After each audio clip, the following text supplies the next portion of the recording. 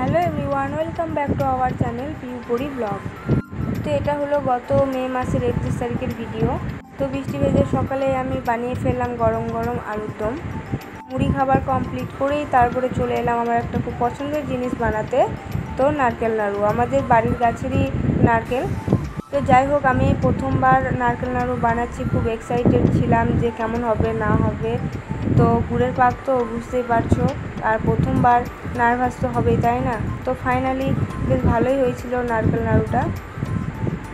তারপর কন্টিনিউ আর ভিডিওটা করা হয়নি, আবার সন্ধেবেলা থেকে ভিডিওটা স্টার্ট করেছিলাম। আমার শ্বশুরমশাই এনেছিল তরমুজ আর আমার বরমশাই এনেছিল লিচু, তো সেইগুলো আমরা খাচ্ছিলাম। তারপর গরম গরম ভাতের সাথে চিকেন কষা।